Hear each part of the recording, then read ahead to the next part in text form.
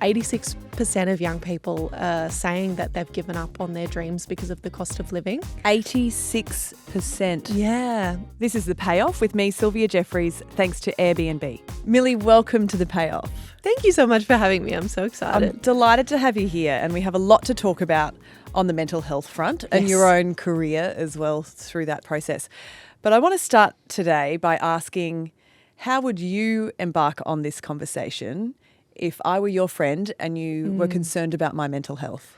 That's a really great question. And do you mean this, potentially being financial related? Something might have happened, Anything. The stressor? Yeah. Yeah, well, it's really interesting because a lot of mental health conversations at the moment are happening as a result of the cost of living crisis. Mm-hmm. You know, this is something that permeates somebody's sense of self, their identity, and it can be a real chronic stress for people. And so, while people talk about a financial crisis or a recession, I really do think that we're in a bit of a social and a health recession as well. So there might be people, coming to you, your friends, your colleagues, for support at the moment who might not have otherwise accessed you or professional, mental health professionals before, because, this is the first time that they're really feeling, whether they're a young person or established in their career and their life, this might be the first time that they've faced, the very complex and multi-layered challenge of living in 2025. So firstly, I would probably say, well, you're absolutely not alone. And secondly, there are definitely strategies, but mostly there is a conversation to be had around the fact that this is not a failure of yours. It's simply a symptom of living in the world that we're living in. So let's start there. That's a really interesting point. And this is a big part of why I wanted to get you on today, because when we talk about young people and mental health, a lot of us jump to social media and that plays a role in so many ways. Yeah.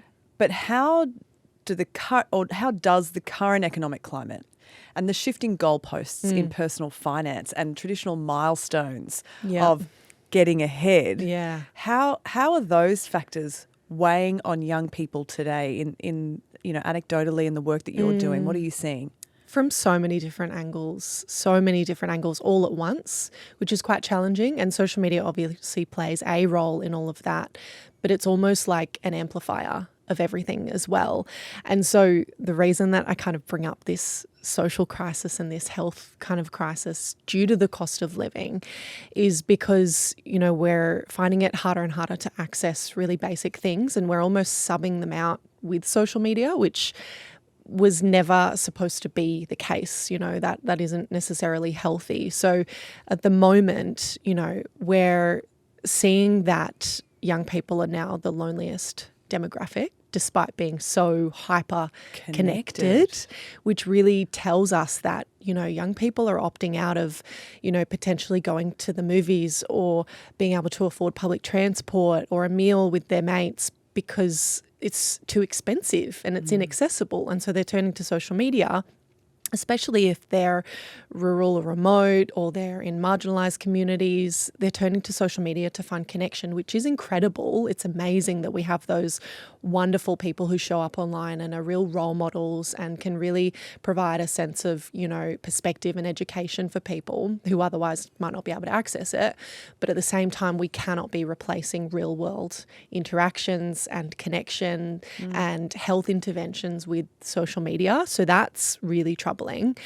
We know, I've done some work with my charity, with the Foundation for Social Health earlier this year, and we found through surveying 5,000 Australians that 86% of young people are saying that they've given up on their dreams because of the cost of living. 86%. Yeah. Isn't that so sad? That's terrible. Yeah. And I think it's a real marker of this moment in time because we're having a lot of conversations, and it's particularly the older demographics who had a much different experience of growing up and their adolescence. And, there's so many challenges that are just being a young person developing, let alone developing in this current climate, who are kind of almost a little bit, oh, well, you're privileged and you have access to so many things that we didn't have. And it's like, well, yes, but we're facing so many different challenges because of that, and we're not able to access those traditional success milestones that you were talking about earlier, like affording to buy your own home and feel secure in your rental, or be able to buy enough groceries, or afford the cost of eggs. And that's something that previous generations didn't really face. Like we've seen the graphs. It used to be, around 3 to 4 times your income, and now it's 17 plus times your income to be able to secure a deposit on a house. So it's simply, the stats are showing us that it's simply different, and we're not softer. The conditions are harder. And this isn't just an Australia issue. I wanted to quote this from the World Economic Forum. The world's 1.2 billion young people, 16% of the global population, stand at a crossroads, they say. They face a future shaped by relentless technological upheavals, economic turbulence, and an evolving social fabric that demands more from them than any generation before. In a world more connected than ever, their struggles are both uniquely personal and profoundly global. We keep talking about how connected they are, but we're talking about technology and social media. Is it your view that maybe social media and that kind of connection is just simply not serving young people? I think, like I said, it can play a role, but it shouldn't be the whole picture. And I think, I've picked up conversations here and there, around this topic. And from my understanding and my kind of synthesis of all this information is that we're replacing 2 of the key wellbeing factors, movement and connection. And you could probably throw in outdoor time in nature. We're replacing those with phone use and social media. And so when we have free time now or downtime, we're actually not using it to recharge. We're using it to reconnect. And we're not really reconnecting. We're kind of just observing, and we might not even have a conversation with anyone when we go on social media. We might just be scrolling or doom scrolling, or in this kind of numbness to try and feel something. But ultimately we would be better using that time if we were able to move our bodies, or simply disconnect. Out and recharging in nature. And that sounds so silly, because it's like, oh my gosh, everyone tells me to just go out and sit in the sun, touch the grass. Yeah, exactly. But it's so real, and I think we have to be so mindful of the fact that we cannot be replacing those things with phone and social media use. So with all the knowledge that you've gathered through your work, how have you set parameters in your own life around social media?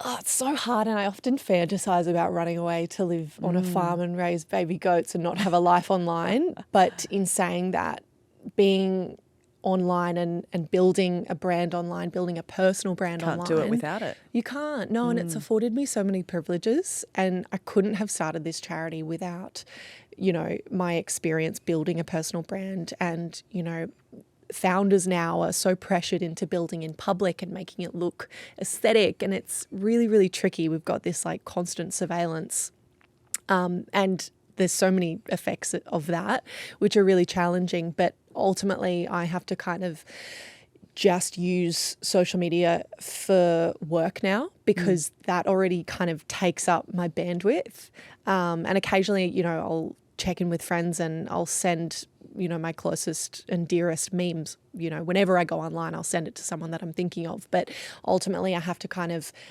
put a barrier in there that says, this is your work life, and your home life or your personal life kind of really just does exist off social media, because I just don't have the energy to do both.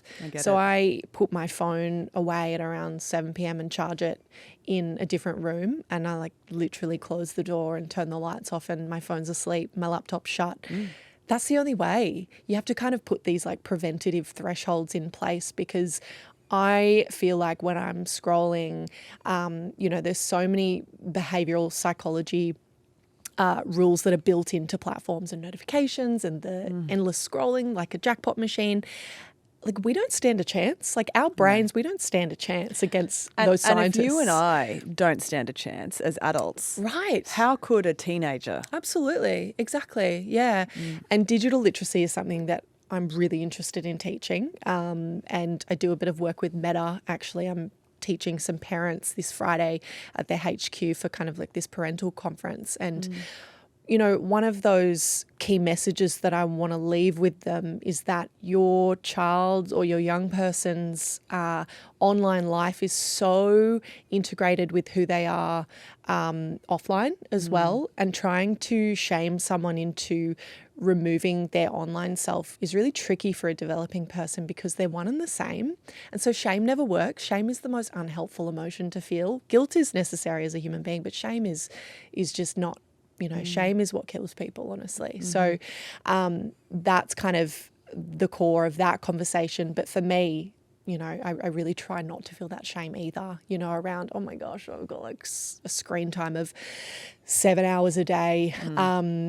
You know, it's I part bet of my mine's job. worse, don't worry. Yeah, and it's part of your job. And Exactly. what do your rules at home look like? There aren't enough rules. I spend way too much time scrolling, and I'm really aware of the fact that I do it in front of my kids, and I need to do it less. Yeah. Because they shouldn't have to fight for my attention. It shouldn't be them or a phone. Yeah. I guess for me, I'm juggling doing a lot of my work from home and trying to be with them more. So rather than leaving them at preschool for another hour, I go and pick them up early and then kind of try to do a bit of both, play with them, check my phone. But really I need to set stronger parameters, and I'm very aware of that because we talk about this on my show all the time as well. And this is where you and what you do is so important, is putting some language around these things and giving people the words to attach to what they're seeing and feeling and thinking, and maybe some solutions to all of that. How did mental health become such a big part of your world? What was your first experience of it, or perhaps awareness of it? It was when I was in my early 20s. I was living overseas because I was doing an exchange program. I studied journalism and I was kind of noticing online, it was about 2018 that the therapy is cool movement happened. And I found it really interesting because this was the first time that we've seen like a mainstream conversation about mental illness and what it could look like. And like you said, having language structures is incredibly helpful. It just gives you the power back. It takes you out of your emotions and into a more objective view that kind of says, you know, you are not anxiety, it is something that you're experiencing. And even if it's a lifelong condition, there are, you know, professionals who can help you. There's conversations you can have, you can build support networks, and it is not a personal failure. And so that was something that, you know, I didn't know I had until I understood what it was. So the language was really helpful for me to go, oh, okay, you know, potentially this is a self-diagnosis of an anxiety disorder that I've had my whole life. And, you know, at that point I'd been on antidepressants since I was 16. So about 6 years at that point. And I was prescribed those when I was 15, 16. So I wasn't really old enough to understand much of that conversation. And if I was, I didn't see it anywhere. You know, the doctor just kind of said, here's your prescription, and didn't really go into much. Whereas social media is an amazing space. I think 73%, according to TikTok, of young people in Australia turn to social media for mental health content and mental health support. And those gaps in knowledge that we don't get in school or university as part of our life skills training. And so that was really helpful for me. I was like, well, hang on, is this why I'm on medication? And that just gave me so much power. And that's what I wanted to do for other young people as well. I wanted to go, okay, well, you know, because I've got this kind of, you know, I've got these communication skills, I can tap into different experts in their fields and go, okay, well, I'll take your clinical information and I'll break it down into something that fits social media and is native to that space where young people can actually have a similar experience to me and go, oh, okay, you know, I'm going to take that and kind of start exploring it. And, you know, we've seen the rise in diagnoses in ADHD and OCD and all of these different experiences of mental illness. And even if you don't go down the path of a diagnosis, it can still be really helpful to understand, you know what, actually my brain may be a little bit different. or this isn't who I am for life, this is just a season. All of these realizations are so liberating, and they can absolutely change your life and change the way that you show up in the world. I'd like to talk about burnout, which is something that really affects younger generations more than probably people realise. And in fact, there was some research out just recently in the last couple of weeks that speaks to that. I'll point to some research in particular from News Corp and Medibank, which found that 34% of Australians currently experiencing burnout. Of that 34% of Australians who experience it, 45% are Gen Z, 41% millennials, citing a lack of downtime and saying they feel overburdened daily due to career demands, family responsibilities and social expectations. Why is Gen Z or Gen Z so burnt out? That's a very big question, and I think we've touched on a fair bit of it up until now, but ultimately it's chronic stress. All of those factors that we've touched on a little bit here, social health, financial health, moving into cost of living, moving into someone's sense of, identity, and grief as well at having to give up on dreams and understanding that, I don't have as many options as my parents did. There's a whole lot of emotions mixed in one, but ultimately burnout is chronic stress or a symptom of chronic stress. And burnout kind of happens at the end of that line when you've got this adrenal fatigue and you've been kind of surviving so long, firing, in fight or flight, and your body's just, okay, now I'm numb. Now I'm burnt out. What the flame exactly is out. Burnout? Well, how would you differentiate burnout from someone who just needs a holiday? Ooh, that's a good question. I think burnout is typically something that someone experiences for more than, say 2 days or that a weekend could fix. Some people go, oh, I just really need this long weekend. I'm so grateful. We're going over to our parents' place and we're having this lovely holiday. I'm getting away from work. I'm shutting my emails. That won't fix burnout. That will potentially fix someone's need to just step away for a minute and reset and spend time with their family and recharge with all of those things that help them feel whole again. But burnout is something that, potentially might need medical intervention. In its worst case, it can manifest in all sorts of different ways. People can go through like their hair falling out or them physically being unable to get out of bed, and it manifests in all of these unique ways that can appear to be quite severe. And so it's not just this buzzword, it's this very real health implication. And so it's almost like, well, we've got these varying stages of burnout, but how can we kind of stop ourselves from getting there? How can we understand what it might look like? And you hear these stories, especially in women, I feel, because they're managing, potentially a household. Mental load. Yeah, the mental load is so heavy that the burnout comes on a lot faster and stronger, who kind of have these moments of like really severe mental and physical illness that was their kind of rock bottom. That was their burnout.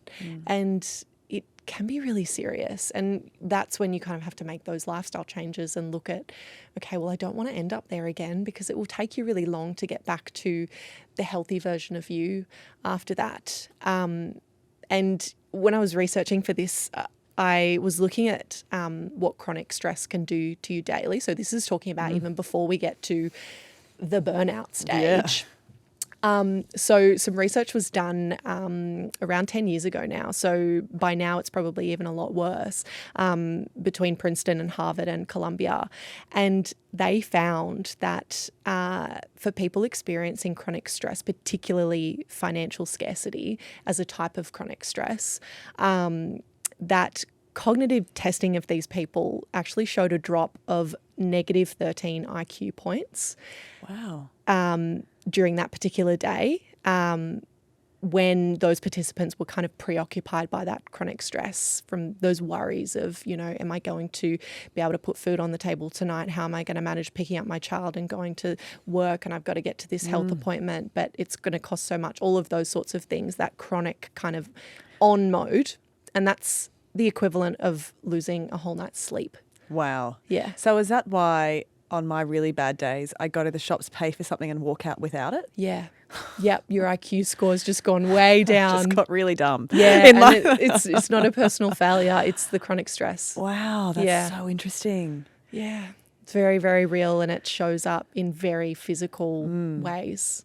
Yeah. So as the founder of a charity of ALLKND, how do you stave off burnout? How do you manage that in your own life?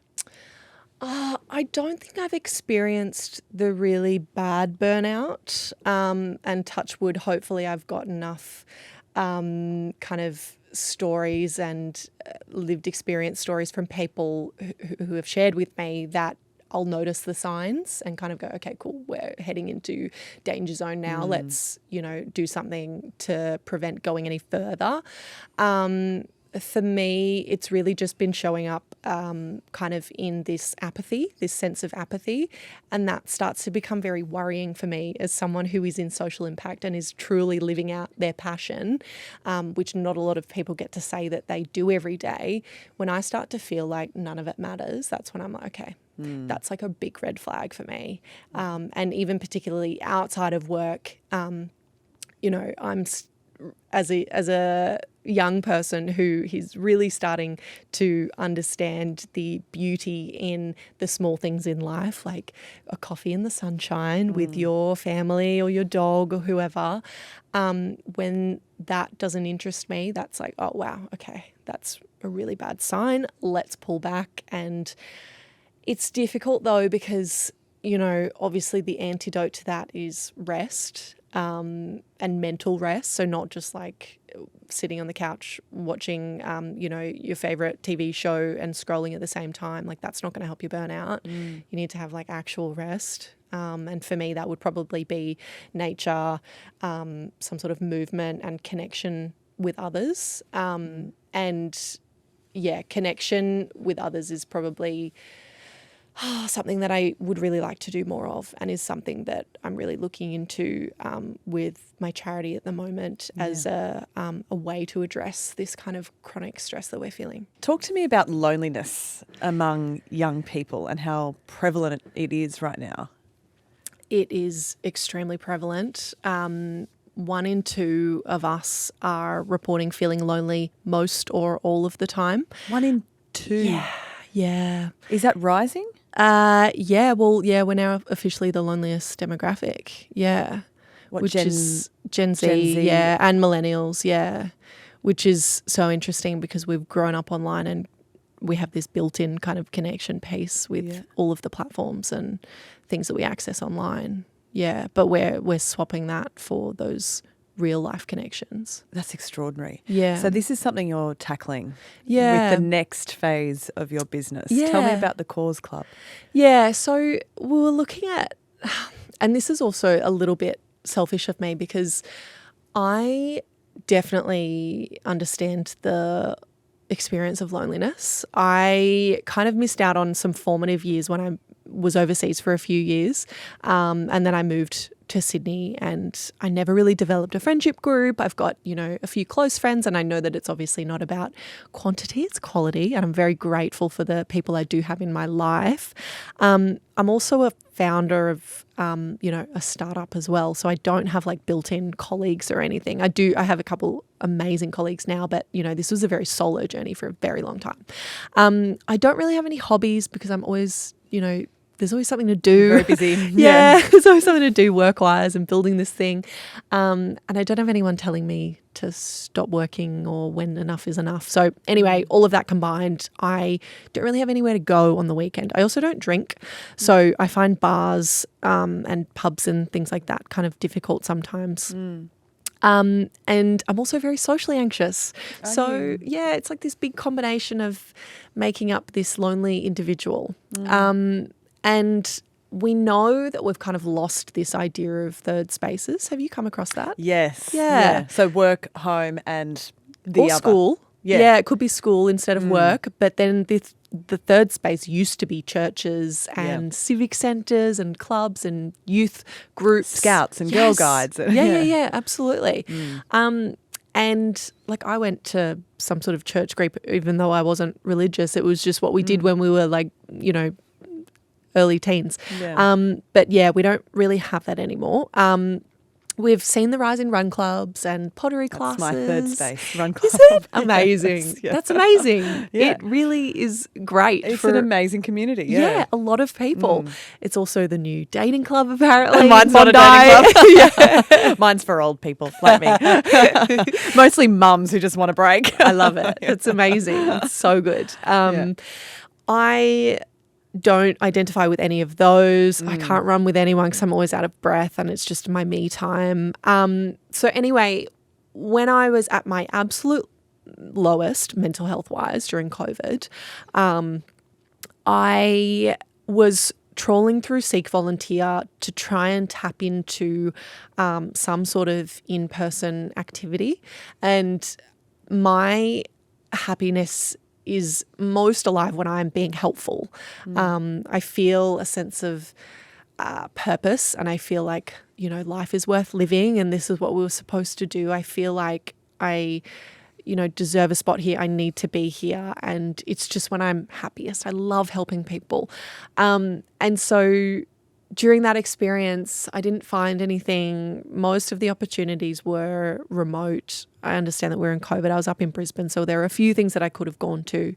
But it was just really hard. And I went to a couple of things, but it was still quite a lonely experience because you're kind of just there to do the thing. And then you go home a couple of hours later and you feel a little bit good because you've given your time or your skills. But when coming up with this new concept of, okay, cool, we don't have any third spaces anymore. How can we create a recurring social infrastructure or connection infrastructure that isn't related to a specific kind of skill or identity, such as running or art classes?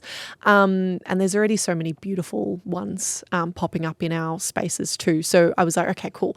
Well, let's give volunteering a go to create cause-based connection because it's something that you can show up to with no skills. You just need to come with a pair of jeans if that's what it requires to donate, or a few cans of soup, or just your hands, and you can show up once a month, and we'll have this seasonal rotation of causes. So depending on what month it is, but perhaps in, May we'll do something around blankets for people sleeping rough during the winter. Maybe in March it'll be around the animal shelters because people dump their dogs after Christmas. All of these kind of needs that happen, these surges that take place from very worthy causes.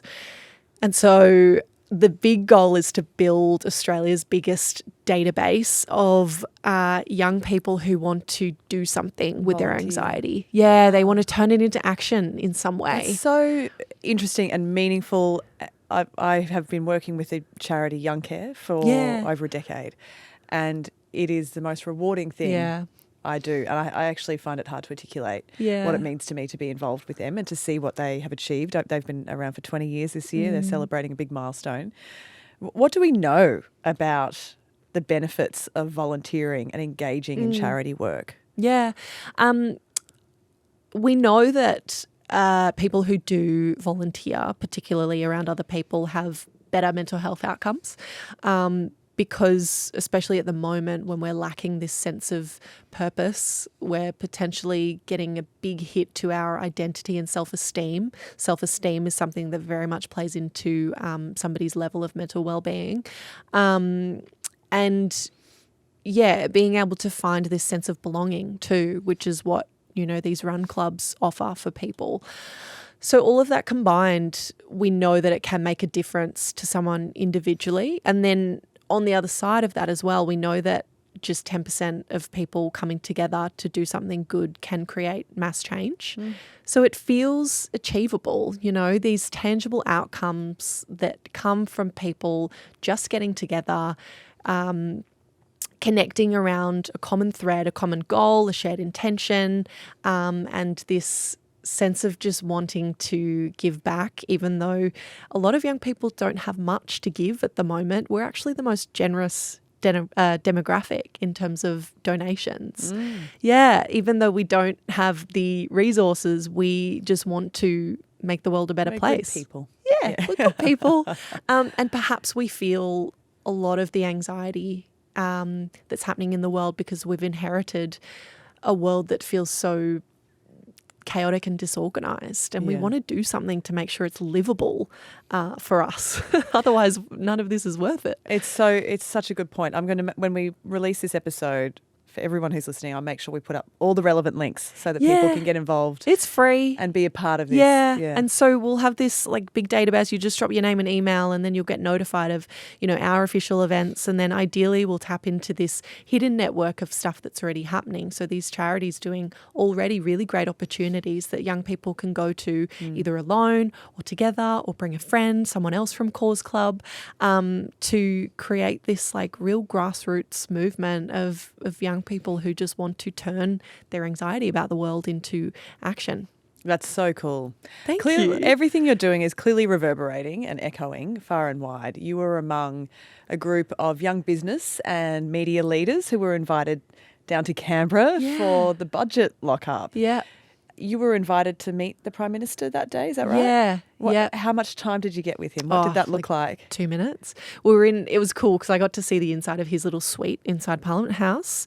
It's very fancy. They've got like a big kind of meeting room where he hosts guests, and we just sat there until he came through and said, okay, cool.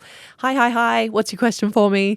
And I asked him about, you know, what actually gives him a sense of hope for young people, given that half of us are chronically anxious about our future.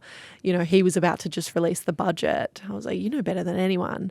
And he kind of tapped into, you know, a few different responses. But yeah, I wanted him to kind of act less as a politician and more as a human. But I understand that he was in very much of a Prime Minister headspace that day. But it was a really cool opportunity. What did it mean to you as the founder of a charity to be invited?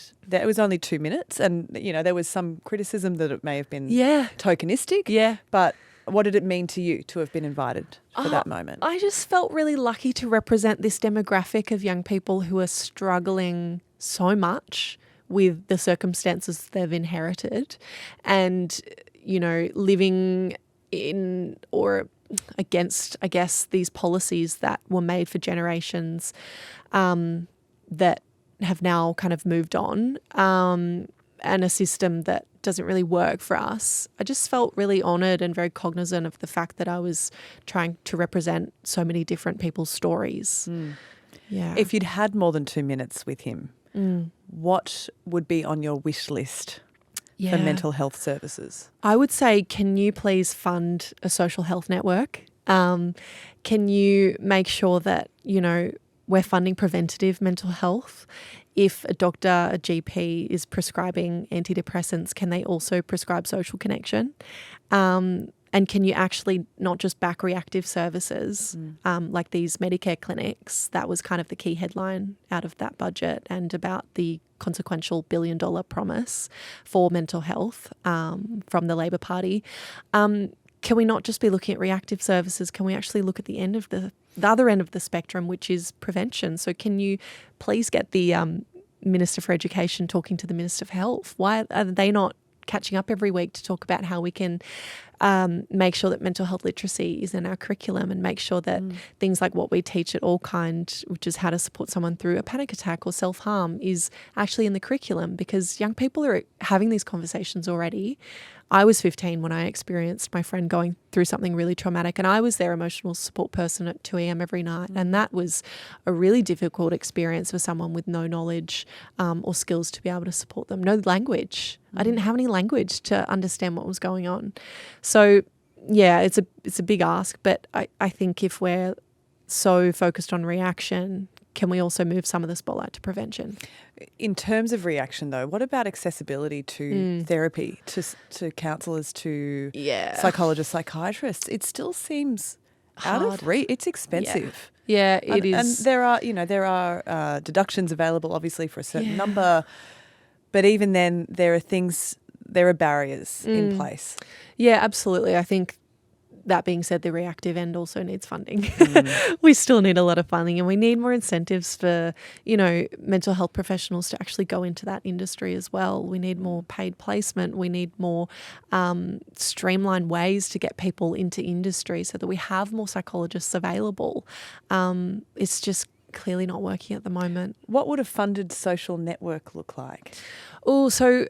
Earlier this year when I was working with the Foundation for Social Health, and they're the experts in this, Mel Wild is the founder and CEO, and she's done a lot of work in the policy space, and she's seen and heard those very real stories of people experiencing homelessness and DV and how that impacts someone's level of mental stability, let alone mental wellness, you know.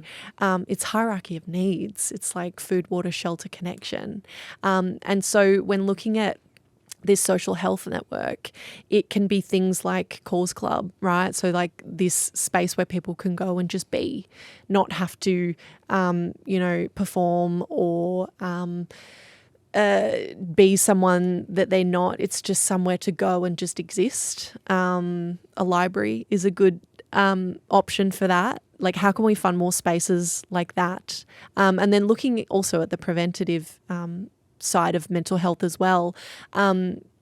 Foundation for Social Health spoke to people like hairdressers, people who work in early education centres who can potentially be spotting signs of domestic violence, hairdressers who might be the first person somebody tells about their plan to end their life. We've got people in remote areas who are starting mental health pubs for men who are disconnected in later life. Just all of these everyday heroes that don't have any funding. You know, no one's actually paying for them to learn mental health first aid or domestic violence screening questions or anything like that. The guy out in the remote area, he refinanced his mortgage to be able to afford this pub. So like, how can we be tapping into this hidden network, you know, these everyday heroes who are doing real preventative kind of mental wellness protectors? How can we make sure that they're That's so funded? interesting. Yeah. They're everywhere. Yeah, they are. Yeah. Doing crucial work. Yeah, they really are. They're really saving lives. You mentioned earlier you studied journalism, so you could have been a journalist, but you have gone down the path of the not-for-profit space. Are you glad you chose a career in this area? I actually am. Yeah. I was one of those people who graduated and was like, I don't know what I want to do. And for an anxious person, that's the worst thing ever because I like clarity. Clarity is kindness to me. I like to know what's happening and what I should do and how I should spend my HECS debt. And my best mate, Lily Greer, have you heard? I do, Lily, Lily's at 9. Yeah, shout out Lily Greer. So we're still best mates and we went to journalism school together. She was great at it. I was not. I was too flowery in my language and wanted to do all the creative stuff, and she wanted to do political reporting, and I was like, it's just not me. So I actually went down more of the comms path, and I was actually really glad that I did that degree because it taught me the art of telling a story. And I think with social impact, that's something that I've really tried to nail. It's crucial to your work. It is really crucial. And that's something that potentially after ALLKND I'd love to do to help people in social impact actually craft and tell their story, because that's how you get into rooms, it's how you get grants, it's how you get people on side, it's how you get board directors and volunteers.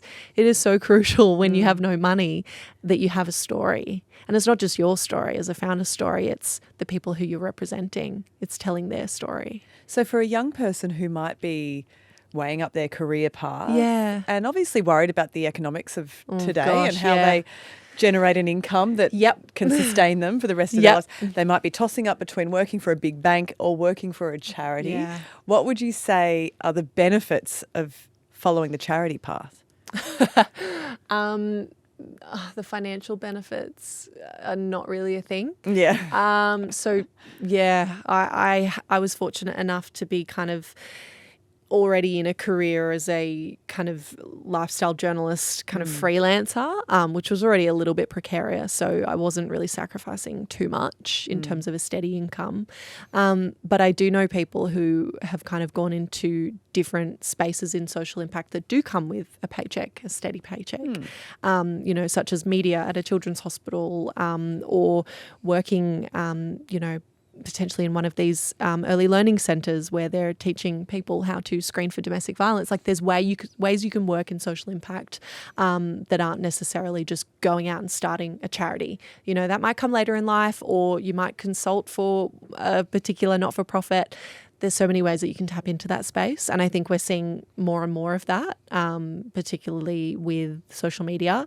And there are ways to find those people already doing it and ask if you can, come in and hang out for a bit or ask them what their day looks like. And I think just like waking up and deciding, okay, cool, I'm going to afford to be able to live in 2025 as a young person and I'm just going to start a charity from scratch is a very unrealistic It's pretty rogue. dream. Yeah, it's a bit rogue, yeah. But I was already living in the precarious zone, so my parents weren't too worried. Yeah. When you talk about not knowing what you want to do and where you want to go with things, that's a feeling that so many people experience, especially straight after school. There are kids sitting there, their HSC exams right now, probably heading into a HEX debt beyond that. Yeah. But what would you say to someone about the best way to find their why, their purpose? Probably asking a lot of questions. I remember when I was thinking about, journalism school, I called up a couple of people already kind of established in their industry and I was like, what does your day look like? And back then they didn't really post too much about it on social media. Now you can get someone's day in the life on TikTok, which is great. But I think still calling them and being like, what are the ugly sides of your job and do I want to do this? Because the more no's you can tick off, such as definitely don't want to be a fighter or I don't think I'll ever enjoy doing XYZ, the more no's that you can tick off, the closer you get to your yes. Narrow it down. Yeah, you narrow it down. And I think just following, and obviously this is a privileged thing to say, but following what is really interesting to you, like what makes you want to ask more questions. And then bonus, if you can kind of tap into something that really makes you feel a sense of passion and a sense of justice or like you're actually contributing to something meaningful. I think Gen Z is really driving that next wave of work. They want work to feel meaningful and I don't think that's too far-fetched to ask for. I think there's a bunch of even like, commerce focused companies, really successful companies who are now demanded by the next generation to make sure that they've got a really big corporate social responsibility arm happening because young people are not wanting to work for companies that aren't doing social good too. It's really interesting, that big shift, isn't it? Gosh, I have so many more questions to ask and I'm running out of time. I'm getting really anxious just thinking about it. But I want to ask, before we wrap up, about external perceptions and social media. Yeah. And everything that comes with that. I mean, I live with that. I'll have a pretty public job. Yeah. Oh my gosh, yeah. When you were invited down to Parliament, there was a lot of commentary and a lot of headlines around Lululemon ambassador invited to Parliament House, or young female influencers who are actually really impressive new media representatives and journalists. How did that sit with you? Did it affect you at all, that commentary? Yeah, it did initially. And then I was like, actually, this is a really cool story to tell. This is a really cool part of my story. And then a month later with the Lululemon ambassador thing, I actually announced that through a separate team over in Vancouver, the HQ, the charity was actually selected as 1 in 5 Australian charities to receive one of their community wellbeing grants. And so I made this post. I was like, I mean, yeah, I'm a Lululemon ambassador, but look at where it's got me, even though the two weren't necessarily interconnected. But that was a cool, really like flip the script, flip the narrative kind of moment. Yeah. And I think you can do a lot with the noise. I think you can turn it into a really cool or a really cool story, and it can also strengthen your voice too. So how does that apply, do you think, to the average person on social media who might be dealing with something negative coming their way and they're internalizing that? I always like to do the 777 model where you kind of look at, okay, cool, like, is this going to impact me in the next 7 minutes? Yeah, it's going to make me feel pretty shit for the next 7 minutes. What about 7 days? Yeah, maybe. What about 7 months? Nah, I'm not going to remember this. And then I always like to think about the people I actually care about and their opinions of me.